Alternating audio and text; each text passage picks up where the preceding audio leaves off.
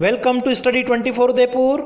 आज के इस वीडियो में हम प्रमाप विचलन या जिसे मानक विचलन भी कहा जाता है, स्टैंडर्ड डेविएशन को किस तरीके से ज्ञात किया जाता है उसको कैलकुलेट करने की एक मेथड है शॉर्टकट मेथड, जिसे हिंदी में क्या कहा जाता है, लघु रीति। इसके बारे में आज के इस वीडियो में हम डिस्कस करेंगे।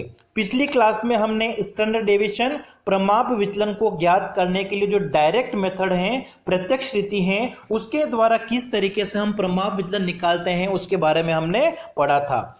अब देखिए, सबसे पहले आपको ध्यान रखना है कि जब हम स्टैंडर्ड डेविएशन प्रमाप विचलन ज्ञात करते हैं और उसके लिए लघु रीति का प्रयोग करते हैं शॉर्टकट मेथड का, तो शॉर्टकट का मतलब किससे होता है, कल्पित माध्य से होता है, एज्यूम मीन।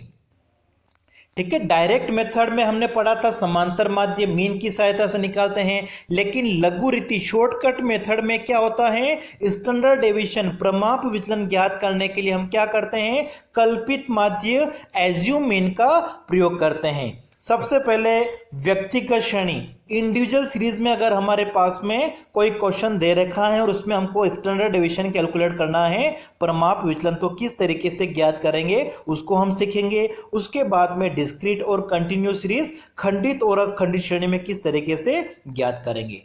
सबसे पहले हम व्यक्तिगत श्रेणी की बात करें तो व्यक्तिगत श्रेणी में हमारे पास में क्या होता है, केवल मूल्य दिए होते हैं जिससे हम क्या कहते हैं, एक्स। यहाँ पे हमारे पास में 10 व्यक्तियों का वजन दिया हुआ है, भार दिया हुआ है किलोग्राम में। पहले व्यक्ति का जो वजन है वो कितना है, 41, दूसरे का 44, तीसरे का 45, 49, 50, 53, 55, 55, 58 और 60। 10 व्यक्तियों का हमको वेट दे रखा है। अब देखिए, स्टैंडर्ड डेविएशन निकालने के लिए सबसे पहले हमको क्या करना पड़ेगा, यहाँ पे डी निकालना पड़ेगा या डी एक्स लिख सकते हैं। और कैसे निकालेंगे डी एक्स, एक्स माइनस ए करके। ए क्या होता है, एज्यूम मीन होता है, कल्पित माध्य होता है, जो हमें एक्स में से किसी को भी मान सकते हैं। हम 41 को भी मान सकते हैं, 44, 45, 49, 50 से लेकर कोई भी नंबर जो है उसको हम ए मान सकते हैं। तो यहां पर हमने जो ए है वो किसको माना है, 50 को मान के किया है। अब देखिए dx आप कैसे निकालोगे, x माइनस ए करके। तो इन सभी में से हम क्या करेंगे, सबसे पहले 50 को माइनस करेंगे। तो 41 में से 50 को माइनस किया, कितना आ जाएगा, माइनस का 9 आ जाएगा। 44 में से 50 को माइनस किया, माइनस का 6 आ गया। 45 में से 50 को माइनस किया, माइनस 5 आ गया। 49 में से 50 को माइनस किया, माइनस 1 आ गया। 50 में से 50 को माइनस किया, 0 आ गया।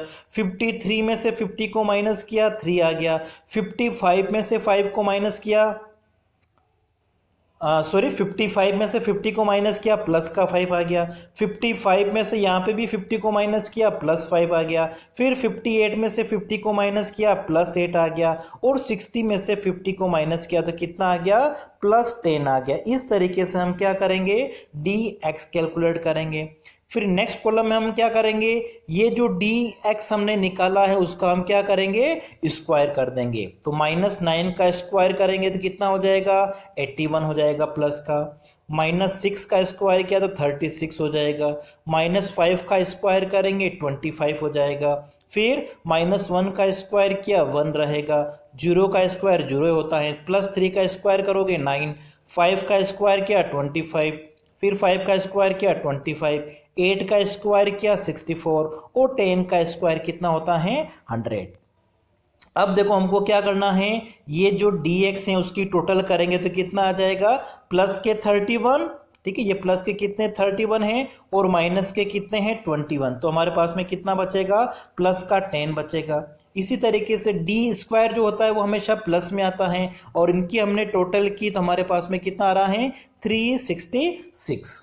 अब देखिए हमको क्या करना है, फॉर्मूले का यूज करना है। और हमारा जो फॉर्मूला है डायरेक्ट मेथड में हमारा फॉर्मूला था dx² अपॉन n का अंडर रूट। लेकिन शॉर्टकट मेथड में क्या होगा, इसमें से हम माइनस कर देंगे। क्या माइनस कर देंगे, सिग्मा dx अपॉन n का होल स्क्वायर। तो ये शॉर्टकट मेथड लघु रीति में हम इस फॉर्मूले का यूज करके क्या करेंगे, प्रमाप विचलन ज्ञात करेंगे, स्टैंडर्ड डेविएशन। तो देखिए यहाँ पे फॉर्मूला हमारा है। सबसे पहले इस फॉर्मूले में अगर हम देखें तो dx स्क्वायर कितना है हमारे पास में 366, तो यहाँ पे हमने लिख दिया 366 अपॉन n कितना हमारे पास में 10, तो यहाँ पे हमने 10 का डिवाइड कर दिया।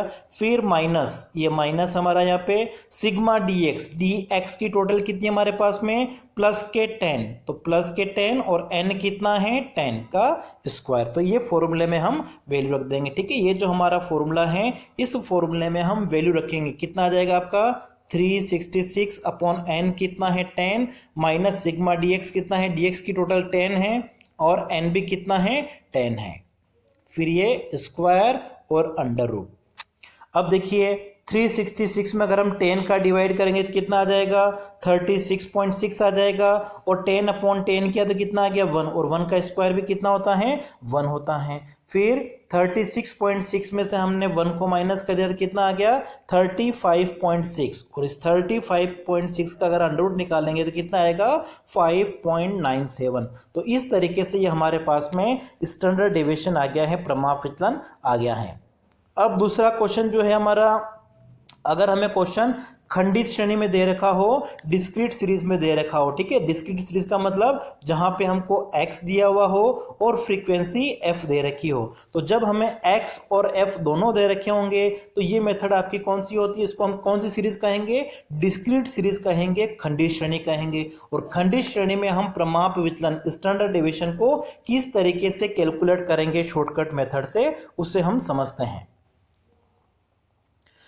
तो देखिए हमारे पास में x दिया हुआ होगा और आवृत्ति फ्रीक्वेंसी f भी दे रखी होती हैं। सबसे पहले हमको क्या करना पड़ेगा, यहाँ पे d निकालना पड़ेगा, या चाहे तो हम यहाँ पे dx लिख सकते हैं। और dx कैसे निकालेंगे हम, x माइनस a करके, ठीक है, जो पिछले क्वेश्चन में किया था उसी तरीके से। अब a हमको किस में से मानना है, x में से, ये हमारे पास में x है, तो x में से हम क्या करेंगे a को माइनस कर देंगे। ठीक है, ये देखिए ये जो मेथड है ये आपकी डायरेक्ट मेथड से है, प्रत्यक्ष से है। लघु रीति का जो क्वेश्चन है इसी को अगर आपको करना है तो उसके लिए हम देखो इस मेथड का यूज करेंगे, इसमें हम कल्पित मध्य मान लेंगे। तो ये हमारे पास में x है, ये हमारे पास में फ्रीक्वेंसी f है, और यहाँ पे आपको ध्यान रखना है n जो होता है वो किसके इक्वल होगा, समेशन f के इक्वल होता है डिस्क्रीट और कंटिन्यूस सीरीज में। n बराबर क्या होगा, आवृत्ति का योग, फ्रीक्वेंसी जो होती हैं उसकी टोटल होती हैं। तो सबसे पहले हमको क्या करना है, यहाँ पे d निकालना है, या dx निकालेंगे, और कैसे निकालते हैं ये x माइनस a करके। अब a हम क्या कर सकते हैं, x में से हम किसी को भी मान सकते हैं, 10 को भी मान सकते हैं, 12 को भी मान सकते हैं, 14, 16, 18, 20, 22, 24, इनमें से हम किसी को भी a मान सकते हैं। तो यहाँ पे हमने 16 को माना है 16 को। अब देखिए x माइनस a करना है, तो 10 में से 16 को माइनस किया, माइनस का 6 आ गया, 12 में से 16 को माइनस किया, माइनस का 4 आ गया, 14 में से 16 को माइनस किया, माइनस का 2 आ गया, 16 में से 16 को माइनस किया, 0 आ गया, 18 में से 16 प्लस के 2 बचेंगे, 20 में से 16 प्लस के 4 बचेंगे, 22 में से 16 प्लस के 6 बचेंगे, और 24 में से 16 प्लस के 8 बचेंगे। इस तरीके से हमने क्या किया, dx निकाल दिया।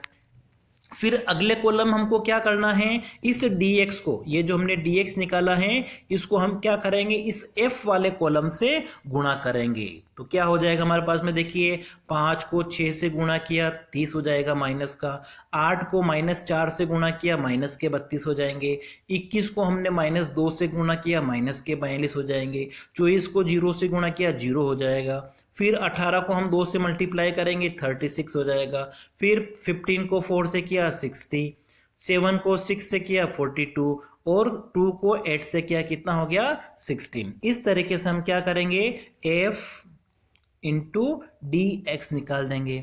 अब नेक्स्ट कॉलम हमको क्या करना है, ये जो एफ डी एक्स आया है उसको हम इस डी एक्स से वापस मल्टीप्लाई करेंगे, तो हमारे पास में क्या आ जाएगा, F into D X square आ जाएगा। तो एफ डी एक्स को किससे मल्टीप्लाई करेंगे, डी एक्स से। इस कॉलम को हम मल्टीप्लाई करेंगे इस वाले कॉलम से। तो देखिए -30 को -6 से मल्टीप्लाई किया, कितना आ जाएगा, इन दोनों को मल्टीप्लाई किया 180 आ जाएगा। -4 को 32 से मल्टीप्लाई करोगे 128 आ जाएगा। फिर -2 को 42 से मल्टीप्लाई किया, माइनस के 42 से 84। इस तरीके से इन दोनों कॉलम को हम मल्टीप्लाई करेंगे तो हमारे पास में क्या आ जाएगा, f into D X square आ जाएगा। अब देखिए हमको जो फॉर्मूला यूज करना है, फॉर्मूला हमारा क्या होता है वो आप ध्यान से समझिए कि अभी हमने जो डायरेक्ट में इंडिविजुअल सीरीज में पढ़ा था उसमें हमारा फॉर्मूला क्या था, sigma D X square upon N minus sigma D X upon N का होल स्क्वायर था। और शॉर्टकट मेथड में जो हमारा फॉर्मूला होगा वो क्या होगा, इस d के आगे f लग जाएगा, यहाँ पे क्या हो जाएगा f into D X square की total upon N minus sigma F D X upon N का होल स्क्वायर। ठीक है, इस फॉर्मूले का हमको यूज करना है। तो ये देखिए हमने फॉर्मूला लिख दिया यहाँ पे और इस फॉर्मूले में हम वैल्यू रखेंगे। सबसे पहले क्या है, summation F D X square, summation F D X square कितना है 1084, ये लिख दिया हमने 1084 अपॉन एन, एन कितना है हमारे पास में 100, तो ये अपॉन में 100 आ गया, minus summation F D x की टोटल कितनी है 50, तो यहाँ पे 50 आ जाएगा अपॉन 100 का होल स्क्वायर। इस तरीके से हम क्या करेंगे, फॉर्मूले में वैल्यू रख देंगे। फिर 1084 में 100 का डिवाइड करेंगे तो कितना आ जाएगा 10.84 आ जाएगा, और 50 अपॉन 100 करेंगे तो 0.5, और 0.5 का स्क्वायर करोगे तो कितना हो जाएगा 0.25, इसमें से माइनस हो जाएगा, कितना बच जाएगा 10.59, और 10.59 का अगर हम अंडर रूट निकालेंगे तो कितना आएगा 3.25 आएगा, जो हमारा क्या है स्टैंडर्ड डेविएशन है, प्रमाप विचलन होगा। तीसरा जो तरीका है वो हम पढ़ेंगे अखंडित श्रेणी में, सतत श्रेणी जिसको हम कह सकते हैं, कंटिन्यूस सीरीज में हम किस तरीके से स्टैंडर्ड डेविएशन निकालेंगे। तो कंटिन्यूस सीरीज में क्या होता है, हमारे पास में जो मूल्य दे रखे होते हैं वो इस तरीके से वर्ग अंतराल के रूप में आपको दे रखे होंगे, क्लास इंटरवल के रूप में 0 to 10, 10 to 20, 20 to 30, इस तरीके से हमारे पास में दिया हुआ है। फिर हमारे पास में फ्रीक्वेंसी भी दे रखी होगी, आवृत्ति 10, 15, 25, 25, 10, 10 और 5।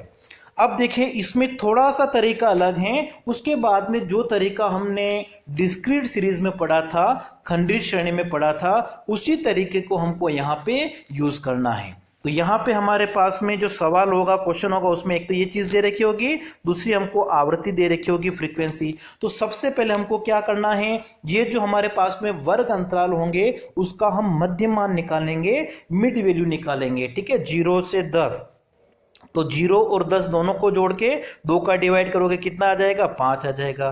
फिर 10 प्लस 20 किया 30, और 30 में 2 का भाग दोगे 15 आ जाएगा। फिर 20 प्लस 30 किया, उसमें 2 का डिवाइड करोगे 25 आ जाएगा। 30 प्लस 40 किया 70, और 70 में 2 का डिवाइड किया तो 35 आ जाएगा। 40 प्लस 50 करोगे 90, 90 में 2 का डिवाइड करोगे 45।